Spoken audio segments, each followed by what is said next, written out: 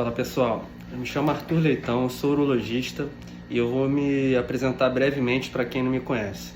Eu sou nascido e criado no Rio de Janeiro e qual é o caminho que eu percorri até me tornar especialista nessa área? Eu me formei no Rio de Janeiro, na UFRJ, eu fiz 2 anos de cirurgia geral no Hospital Federal de Bom Sucesso, fiz mais 1 ano de cirurgia por vídeo lá. E depois eu entrei para a Marinha, eu sou oficial médico de carreira. Depois eu decidi fazer urologia, fiz no Hospital Federal de Servidores e finalmente me tornei urologista. Então eu queria falar sobre o que leva uma pessoa a necessitar do urologista, né? Muita gente associa a nossa especialidade tão somente a um médico do homem, né? Isso não é verdade. O urologista ele também atende mulheres, né?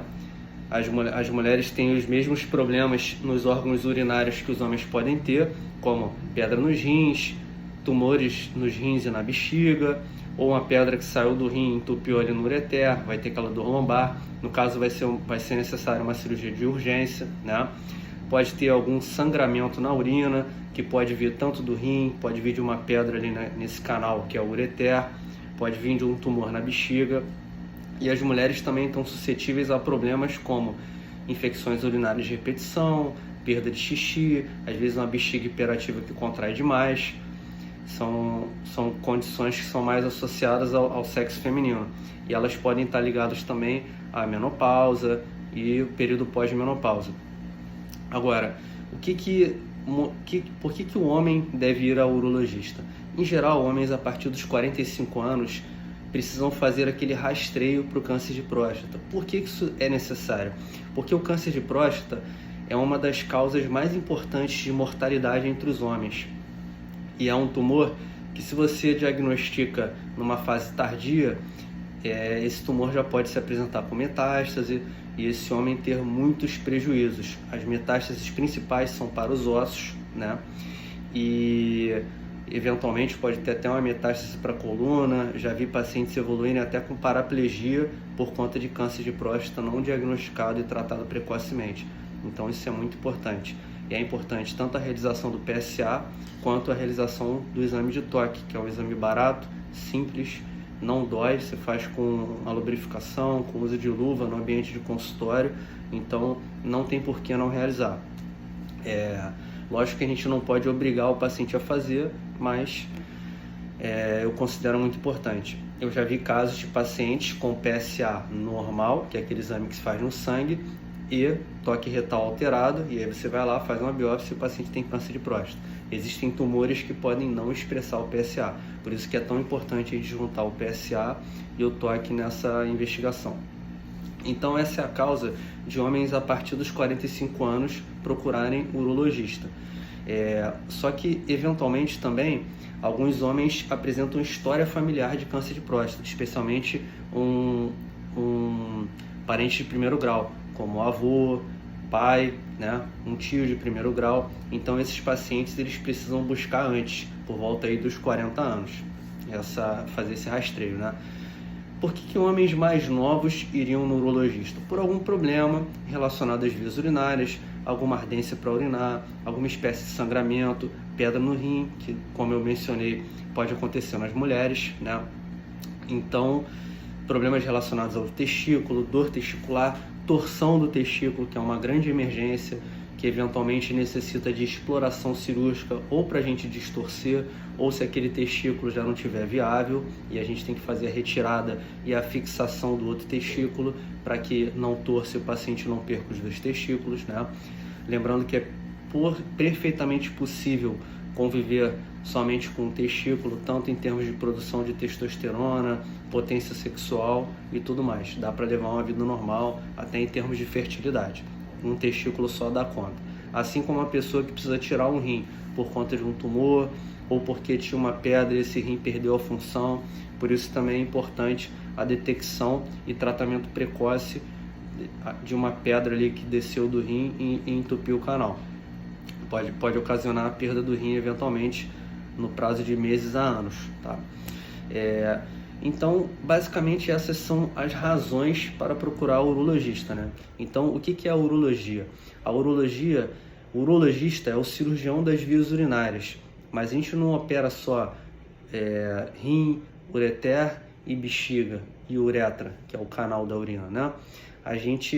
A uretra do homem, ela passa por dentro da próstata, por exemplo, que é um órgão que participa tanto da função urinária quanto da função sexual. E é uma grande causa de procura também ao urologista. A gente falou do câncer de próstata, mas o aumento da próstata, né? O nosso canal da urina passa dentro da próstata. Então, quando a próstata cresce, ela comprime esse canal da urina. Então, faz com que esse homem passe a ter dificuldade para urinar. O jato de urina fica fraco, acorda muito à noite para urinar. Tem que fazer força para esvaziar a bexiga, tem a sensação de que não está esvaziando a bexiga. Então, existem formas de a gente tratar esse aumento da próstata, tanto com remédio, tanto quanto procedimentos cirúrgicos. A gente se baseia muito pela qualidade de vida do paciente. Tem paciente que tem a próstata grande e urina normalmente, com remédio ali, fica bem, e não quer operar, tudo bem, tá tudo certo. Tem paciente já que, não, eu prefiro operar. Muitas vezes, quando o paciente é até mais novo, a gente leva em consideração o custo-benefício dessa abordagem. Por quê? Às vezes um paciente que, por expectativa de vida, ainda vai viver 40 anos com aquele problema, 40 anos tomando um remédio que muitas vezes é caro, às vezes tem mais benefício de fazer logo uma cirurgia e financeiramente vai compensar muito mais operar, né? Isso é uma coisa até que a gente herda da literatura americana, que eles usam muito a questão da custo-efetividade daquilo comparando realizar um procedimento cirúrgico com o uso de medicamento por determinado período, né? Então, esse aumento de próstata é uma causa muito importante de procura ao urologista. Próximo ali, e tendo a ver também com a função sexual, a vasectomia. É um procedimento muito realizado por nós urologistas, que é a famosa cirurgia esterilizadora masculina, né? Assim como a mulher pode fazer ali a ligadura das trompas com o ginecologista, nós urologistas fazemos a vasectomia, que é um procedimento bem mais simples, realizado com anestesia local. O paciente vai para casa no mesmo dia, né? Pode-se fazer também uma sedação para o paciente dormir, acordar operado, não sentir dor, não lembrar de nada. Outra cirurgia que se pode fazer nesse contexto, que é um problema também que pode trazer muito incômodo na qualidade de vida, que é a fimose.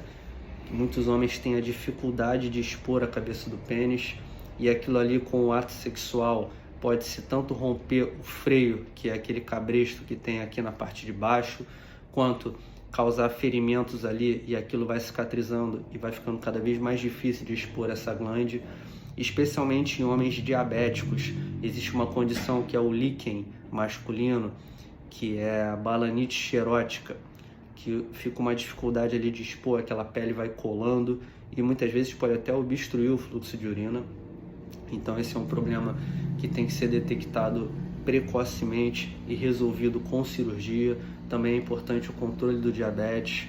Associado à fimose pode haver infecção de fungo, que aí fica ardendo, coçando ali a cabeça do pênis, a glande.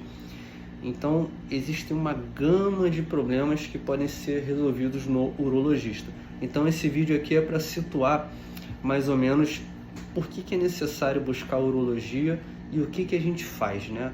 Isso que o urologista faz. O urologista, ele atende homem, atende mulher, atende também criança, né? Crianças às vezes podem apresentar malformações como obstrução congênita do rim, né? A famosa estenose de junção ureteropélvica. Pode haver também um entupimento ali da uretra, com uma condição chamada válvula de uretra. Pode haver o refluxo de urina da bexiga para o ureter, causando infecções urinárias de repetição, que é mais comum até em meninos do que em meninas. Existe nas crianças também uma condição chamada enurese noturna, que é o famoso fazer xixi na cama, especialmente após os 5 anos, né? Então, a criança também pode apresentar algumas outras malformações urinárias, até a fimose mesmo na infância, que muitas vezes pode se resolver com o uso de uma pomadinha, um pouco de tentativas ali de expor a cabeça do pênis, mas eventualmente também vai precisar de uma cirurgia. E às vezes é muito melhor operar logo na infância do que ter aí um problema na adolescência, na vida adulta, e fazer tanto uma cirurgia mais difícil quanto uma recuperação um pouquinho mais chatinha, né? Então, basicamente, esses foram os problemas aqui que estão relacionados aí à urologia. E vamos falar também rapidamente dos tumores, né? Então, existem tanto tumores que podem ser nos rins, né? Tumores no sistema coletor, no ureter, também não são tão comuns assim, mas também pode acontecer. Tumores na bexiga, que são mais comuns até em pacientes homens, em torno de 60 a 70 anos, fumantes, né? O tabagismo é um fator de risco muito importante para o câncer de bexiga, pode aparecer tanto em homens quanto em mulheres. E existem também outros tumores mais próprios aí do sexo masculino, como o tumor de testículo, que em geral é um tumor de paciente jovem, com pico de incidência de 20 a 40 anos. Então é basicamente uma massa dura, consistência pétrea no testículo. Então o testículo cresce, fica duro igual uma pedra. Isso é considerado uma emergência. Por quê? Porque você fazer a retirada desse testículo com os vasos e nervos que chegam ali nele, você tem uma chance muito grande de retirar o tumor com os linfonodos ali que ele pode ter se disseminado, e você curar esse paciente só com essa cirurgia. E essa cirurgia de retirada do testículo, no caso do tumor de testículo, serve também para você dar o diagnóstico, saber qual é o tipo do tumor, saber como você vai tratar, se você vai fazer uma quimioterapia, uma radioterapia, ou se somente a cirurgia pode ser o tratamento. Existem outras nuances, existem marcadores que você dosa no sangue, que são mais específicos e podem variar de caso a caso, né? Outro tumor importante, que é raro, mas é uma condição muito estigmatizante e mutilante, é o tumor de pênis. O câncer de pênis está associado ao subdesenvolvimento, a baixa taxa de procura por médico, né, por urologista, baixo nível socioeconômico, está associado a condições precárias de higiene. Então está muito associado àquela questão daquela fimose ali por vários anos. Isso pode ser um fator de risco para o câncer de pênis. Por isso que a fimose é um problema que não pode ser diminuído, e é muito importante ele ser abordado precocemente e resolvido, para que lá na frente não aconteça aí uma condição pior, precisar de uma cirurgia, como por exemplo uma amputação do pênis, que é extremamente mutilante. O câncer de pênis tem uma associação fraca com o vírus HPV. Eventualmente, alguns subtipos de tumor podem estar associados ao HPV. O HPV nos homens basicamente pode se manifestar ali como uma verruga, que você faz um tratamento local, ou você queima com bisturi elétrico, ou você vai queimar com nitrogênio líquido. E essa verruga, você faz ali o tratamento local, e hoje em dia está cada vez mais indicada a vacinação para o HPV. Ela chega a ser indicada para homens até os 65 anos. A nossa população masculina está cada vez mais sexualmente ativa por períodos prolongados, né? Então a gente cada vez mais está indicando a vacinação para o HPV, tanto para esse homem ficar livre de novas verrugas ou de subtipos mais relacionados ao câncer, quanto para ele não passar isso para uma parceira feminina, porque a gente sabe que nas mulheres o HPV está fortemente associado ao câncer de colo de útero. Bom, então era basicamente essa mensagem que eu tinha aqui para trazer, para situar o que o urologista faz, né? Não é somente um médico do homem. Para que serve a urologia, quando procurar o urologista, e a importância aí da nossa especialidade. E estamos chegando próximo aí até do mês do Novembro Azul, que é muito importante para a conscientização da saúde do homem. A gente sabe que o homem é um bicho mais difícil de ir no médico. Não vou dizer a maioria, mas boa parte dos meus pacientes é marcado ou por uma amiga, companheira, esposa, ou algum amigo, companheiro. Então a gente tem que reforçar que o homem precisa mais ir ao médico, tá bom? Então essa é a mensagem que eu tenho para passar. Muito obrigado.